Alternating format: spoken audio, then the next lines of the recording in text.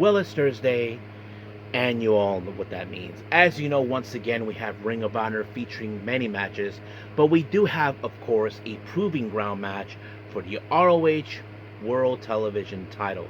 So Nick Wayne will face off, of course, Alex Reynolds, which is going to be really fun. So buckle up on that match.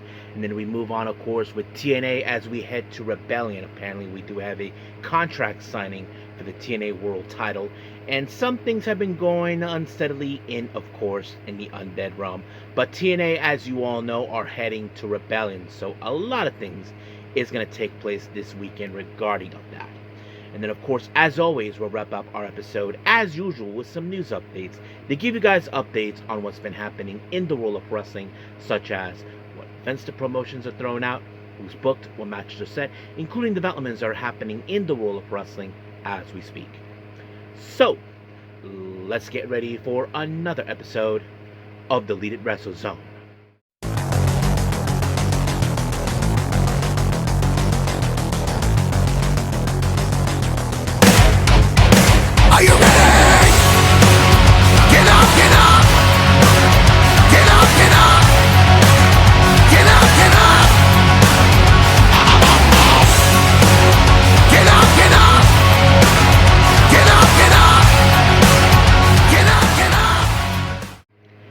Hey everyone, welcome to Deleted Wrestle Zone, all things that is pro wrestling with AEW, NXT, New Japan Pro Wrestling, TNA, the National Wrestling Alliance, various promotions, wrestlers, matches, and championships.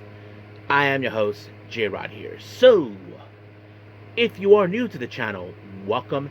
This is a channel we do a lot of pro wrestling reviews from various promotions, not only here in the United States, but also in Japan, Mexico, Canada, Europe, the UK, anywhere pro wrestling is not as big, but it continues to grow.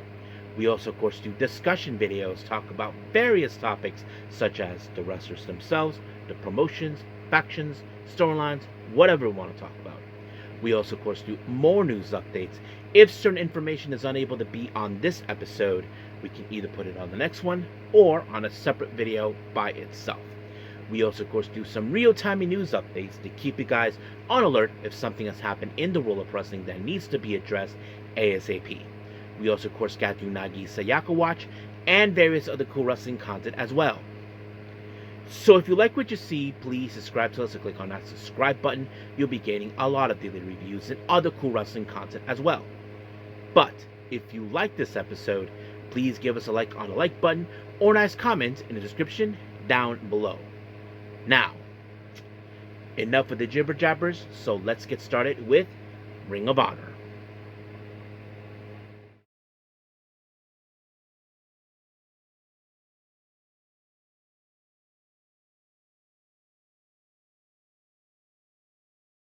Okay, Ring of Honor. Now, we opened up with an interview with Lexi Neer talking to Ortiz and Eddie Kingston. Now, as you all know, these guys been back. Now they have something in store. They said they're looking for a night to have a nice match against fresh new talent, and of course the ones that kind of, well, you can say that they just walked in or whatever. Busta and Brain, consisting of Alec Price and Jordan Oliver. So they are going to be the lucky guys to take on one of the veterans of the game. So we'll see how things roll from there. Now, our first match, we have, of course, Roppongi Vice, Rocky Romero, and Trent Beretta taking on TMDK's Shane Haste and Mikey Nichols. So it was a pretty good, this one is a pretty good dynamic of a match. As you all know, Roppongi Vice were in fact, one of the best junior heavyweight competitors, and so was TMDK back in the day in Noah, until they both transitioned to, of course, the heavyweight, and that kind of sets it up right there for everyone. But nonetheless, this match ended with, of course, the Storm Zero onto Mikey Nichols, and then Trent Beretta was the one that picked up the win by pinfall. 1, 2, 3, it was over. Our next match, well, kind of interesting. Leo Rush, as you all know, he came out, looked more like a demonic freak. He takes on, of course, Nathan Cruz, and of course, it was kind of strange because we don't know exactly what led to Lio Rush going to this demonic state or whatever he was going through. But you can guess this match ended with Lio Rush picking up the pinfall by applying the final hour, and just like that, 1, 2, 3, done. Now, Deonna Purrazzo went out to an interview with, of course, Ian Riccaboni. And, of course, Riccaboni is known Deonna Purrazzo since she was younger. And, of course, Deonna Purrazzo, as you know, she is willing to put the pure women's title on the line. But, however, of course, she knows that she has their issues towards Athena, who Athena, as you know, is trying to say, this is my locker room. You, Deonna Purrazzo, are defiling the women's division. But of course, Diamante will be, of course, challenging this belt at the Super Card of Honor in May. So we got a little bit to go within maybe a month. So stay tuned for that. Now, our next match is a Pure Rules match. We have Josh Woods versus Matt Menard. Now, many of us would have assumed that Matt Menard, of course, would have been already exceeded all of his rope breaks, but somehow he was able to outsmart Josh Woods by exceeding his rope breaks, which was unprecedented because a guy like Josh Woods would not exceed his rope breaks because he knows exactly what he's doing. But unfortunately, this match ended with Josh Woods applying a submission on Matt Menard, and of course, Matt Menard had no choice but to tap. Now, our next match, we have this guy named Soleil. It's in fact Sidney Akeem, which was mentioned by Riccaboni, takes on Commander. Now, it's not the first time these two guys have met. Last time it was Commander who picked up the win, but the real question is, does Lightning strike again? Well, you would have assumed that Soleil, or once known as Sidney Akeem, would have picked up the win. But however, that wasn't the case because once again, Commander applied the shooting star press. 1, 2, 3, done. Now, our next match, we have Shane Taylor's promotion, Lee Moriarty, the Infantry, Carly Bravo, and the Captain Sean Dean, and Shane Taylor Promotions taking on the combined forces of the Von Erichs, Ross and Marshall Von Erich, and of course they team up with the Bang Bang Gang, Juice Robinson and Ace Austin. I thought this match was pretty impressive. Now, we would have assumed that Shane Taylor Promotions would have picked up the win because they have shown their dominance in the fact. Now, there is a bit of history in this match. As you know, Shane Taylor Promotions defeated the Von Erichs and Sammy Guevara for the World Six-Man Tag Team belt. But now, in this matter, it was in fact the Ace Austin who applied the foal onto the Captain Sean Dean, and just like that, 1, 2, 3, it was done. So most likely we can see the Bang Bang Gang having an opportunity for the ROH World Six-Man Tag Team belts. Now, we did see, of course, Busta and Brain giving some comments towards, of course, Ortiz and Eddie Kingston. Now, they say they are not here just to gain respect, but also to gain recognition, to prove exactly that they are going to be the next level of the future of tag team wrestling. And that's exactly what they tend to do, and that's what we're going to see later on in this particular day. Now, our next match, we have Action Andretti and Aria Fox. Now, it's still unclear what's been going on with Lio Rush and Action Andretti, but the match itself was really incredible. I'm not going to lie. There was a lot of spots in this one that you wouldn't imagine. I mean, this was one of those matches that could have been near a main event material, but AR Fox was able to pick up the win with the 450, and just like that, 1, 2, 3, done. Next up, we have the Inspiration taking on Viva Van and Frankie B. Well, this match, of course, you can tell that the Inspiration were able to pick up the win when they applied the Idolizer onto Frankie B, and just like that, 1, 2, 3, it was over. However, of course, Ian Riccaboni tried to get an interview, but, well, the Inspiration just told him to take a hike. So, you know, being how they are is going to be difficult for him. Now, our next match, we have the Workhorsemen, Anthony Henry and, of course, JD Drake taking on the Rascals, Zachary Wentz and Desmond Xavier. I thought this match was pretty good. We have different dynamics. I mean, the Rascals are amazing wrestlers. We've seen them what they can do in the ring. They pulled off some really spots, but as the Workhorsemen, we have a technical expert and, of course, a guy with the powerhouse, and that kind of sets up the dynamic. But however, this match ended with the that one move, I forgot what they call it, where, of course, Dez applied like a push moonsault onto, of course, onto Zachary Wentz, and just like that, 1, 2, 3, it was done. Now, we did see an interview with, of course, AR Fox and Action Andretti. Well, it seems like they did enjoy this match, and they don't mind doing it again, so you can say there's probably going to be a part 2 of this. Now, our next match is a proving ground for the ROH World Television title. Alex Reynolds versus Nick Wayne. Of course, all you got to do is hold on to 10 minutes in hopes that you get an opportunity. But however, Nick Wayne is determined not to let that happen one way or the other. And I think he might have had that already, but it was a shameful thing. But he was able to defeat Alex Reynolds with a roundhouse kick to the head. And just like that, 1, 2, 3, done. Now, our main event is Eddie Kingston and Ortiz taking on Alec Price and Jordan Oliver, known as Busta and the Brain. I thought this match was pretty good. We did see some great moments. I mean, great tag team styles. I mean, that kind of sets it up. But in the end, it was in fact Ortiz with the ghetto clutch onto Alec Price. And just like that, 1, 2, 3, over. So that's how things end right there, folks. So right now we're done with ROH. I believe it's time to move on with our last and final review. And that is, of course, TNA.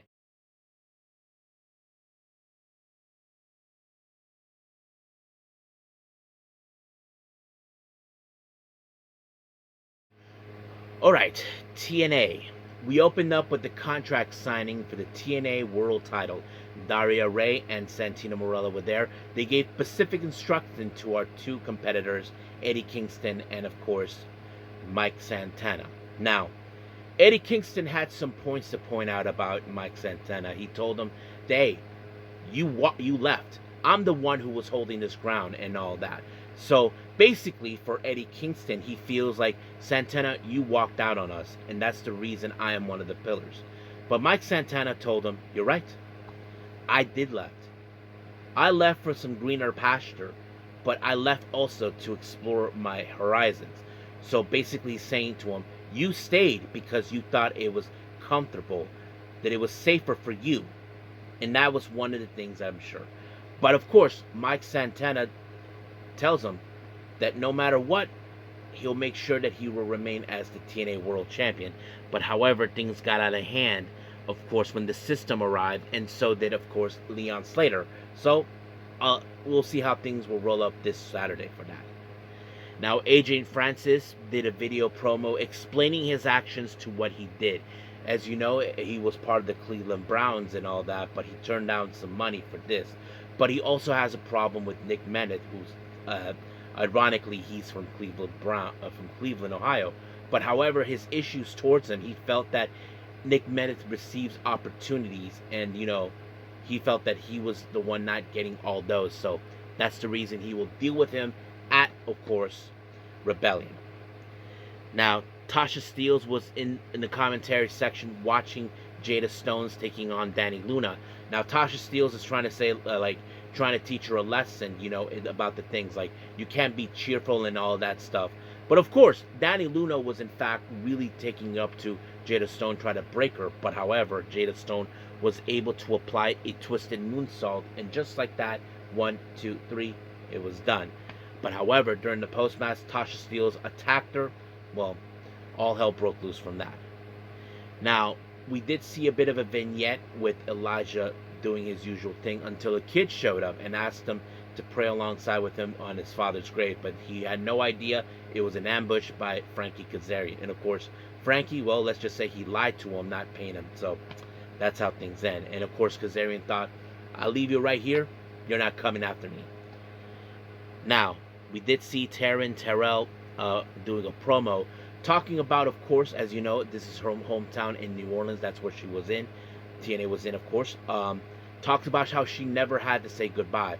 But once again, the Elegant Brands, who has issues about past wrestlers, who in their mind feeling, just stay there, don't come back, this is the future. But apparently, backup did not come for Terrell due to the fact they took out Mickie James and ODB. And of course, it was a number game. But that piece of garbage, Mr. Elegance decided to put his hands on her, and all things lost control from there. So we'll see what happens at, of course, Rebellion. Now, Santino Marella confronts Ariana Grace, telling her that you disappointed me and your mother. So that kind of but Stacks was telling her that he doesn't get to talk to her that way. And of course, Santino tried to play cool, but he lost control and punched him in the face, and they ran into, of course, to the women's locker, which he couldn't get in. But luckily, he had help from from Indy Hartwell, and told her the coast is clear, so come on in. So basically, they took matters in their own hands. And of course, Athena tells her, what's her name? Oh yeah, Santino tells her, "Man, you're one tough cookie." And then she replies, Indy Hartwell replies, "You're not bad for yourself for an old man." He's like, "No, you still got it. Don't worry." Oh, you know what else he got? He gave him back the Cobra. So I thought it was a very interesting moment. Now, Frankie Kazarian decided to deal with BDE, who, as you know, is doing his own thing. But, however, of course, some people don't have that problem. Ryan Bennett, who has his issues towards him, well, let's just say things are about to get interesting for him as well. But unfortunately, BDE ended up in the chicken wing, taken out easily. But, however, Ryan Bennett decided to pound them until, of course, Elijah showed up and gave the helping hand. And, of course, Frankie Kazarian just ran like a coward with his chicken, a chicken with his head cut off. Now, we have Elena Black taking on Myla Grace. Well, you can tell this match ended with Elena Black trying to prove her purpose that she is going to become the Knockouts World Champion. But however, she has issues with people like Tessa due to the fact being the daughter of a wrestler, being a privileged brat, as she calls it. So, but she was able to pick up the win with the blackout, and just like that, 1, 2, 3 is over. Now, Daria, as you know, has her issues towards Santino. Well, let's just say that things got out of hand from what happened between Santino and him, saying that, and they said, and then of course she told him that she was suspended indefinitely. But Indy Hartwell told her, tried to reason with her, but she only touched her like that and called it insult. I have to say, Daria is the one who's being paranoid and rational, and she also suspended Indy Hartwell. And that idiot Matthew Renroll thought it was cool that someone finally took matters because order will be restored. No, or it's going to be disorder. That's the problem. Now, of course, Ricky Souza was outside doing an interview until, of course, Eric Young showed up and telling him that he's nothing but a faker, that he's a real deal. But, of course, it ended with a brawl. And, of course, once again, Eric Young put him in a pile driver. Now, in the undead realm, well, let's just say that Tessa had to meet with Father James Mitchell. Well, some things never change. But, of course, Mara Shade was there, and she's kicking it with the bunny, which was kind of weird. And we're looking for other things. But, however, Rosemary decided to make a deal with Father James Mitchell about something. And what we did not expect, the Abyss. I was like, what? The Abyss is back? And Father James Mitchell had that look like, I'm very happy. Now, Mustafa Ali, along with the Order of Four, as you know, Mustafa has his issues towards Trey Miguel, and he's determined to get the TNA International title because he felt that is the title that he deserves the more. But of course, he meant reference about the Rascals a lot. But however, it became a numbers game once again. But however, well, Moose has his fair issues towards Agent Zero and took matters in his own hands. So you can tell all hell broke loose. So we'll see what happens, because we know Moose will take on Agent Loser, and we'll see whether it leads. Now, our next match is for the TNA World Tag Team Belts in a tables match. Well, you can tell this was a lot of mayhem, tables and all that. But however, there's only one rule in this match. You have to put your opponent through the table. You cannot just toss him or he falls on by accident by the table. But it was, in fact, Vincent who ended up going through a table, all thanks to the Swanton Bomb by Jeff. And just like that, it was over. So the Hardys retained the belt, but they will be heading to Rebellion to defend them against the system. But however, Dutch decided to wipe out both Hardys, let's just say making sure that maybe they will be softened up before their match in Rebellion. So we'll see how things roll from there. But as of right now, we are done. Let's move on with our last thing, news updates.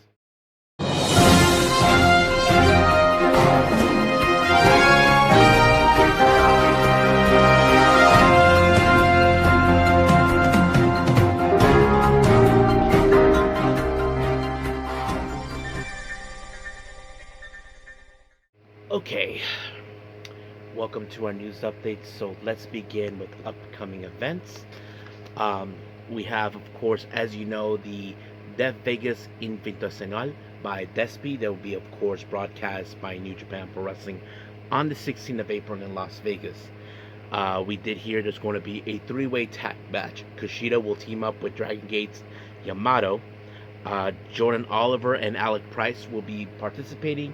And then finally, we have MXM Collection, which is going to be a real interesting one. Now, speaking of Las Vegas, also on the 16th of April, House of Glory, where Culture Clash will be the House of Glory tag team belts. The Hardys will defend them against the Good Brothers. Too sweet. And of course, we have from them also on the Las Vegas show on the 17th of April, Maple Leaf Pro Wrestling with Multiverse. They just announced that the CML World Heavyweight Championship will be on the line. Hechi Seto will defend it against the Octopus, Jonathan Gresham. We have, of course, Spark Joshi Puroresu of America with Lady Luck 2 on the 19th of April in Las Vegas. They just announced a three-way match. Aya Sakura versus Viperous versus Brittany Blake.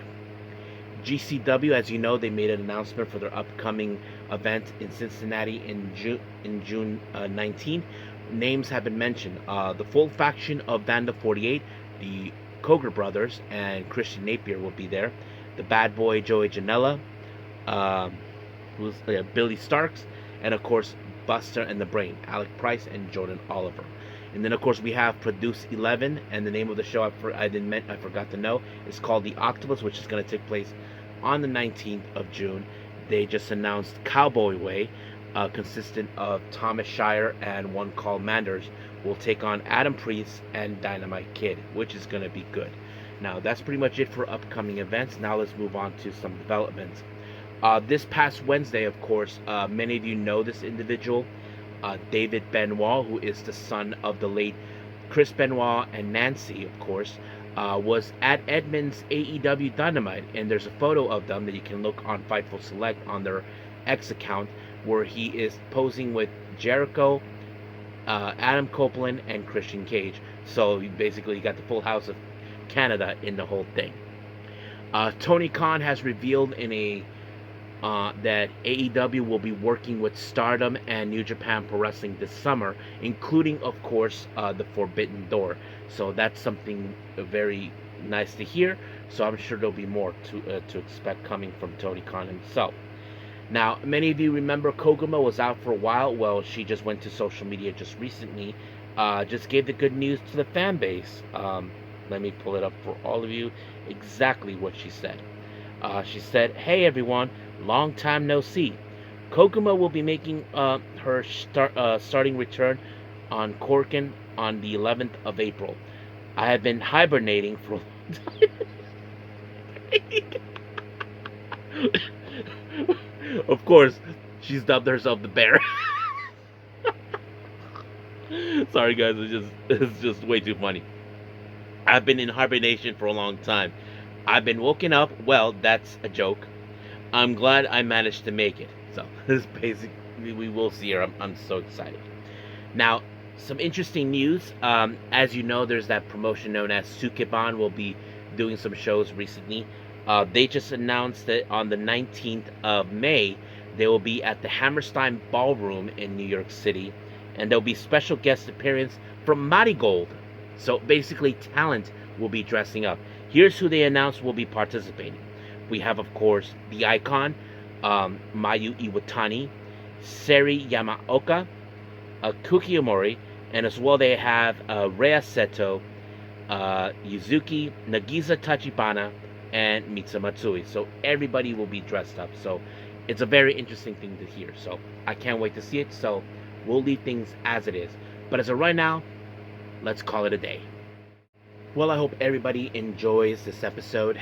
Coming up, we'll be doing the DWZ discussion involving the Cosmic Angels. I will be giving exactly the history of them, and of course the post-Tam Nakano era without her being involved. So there's going to be a lot of things we'll be talking about. And I will resume the episode, of course, until the 11th of April, which is Saturday. Very soon. I can't wait to do that. So that's going to be a lot of fun. But as of right now, I'll say this, that I will see you guys in the next DWZ time, same DWZ channel. I must bid all of you adieu. So, goodbye, and have a nice day.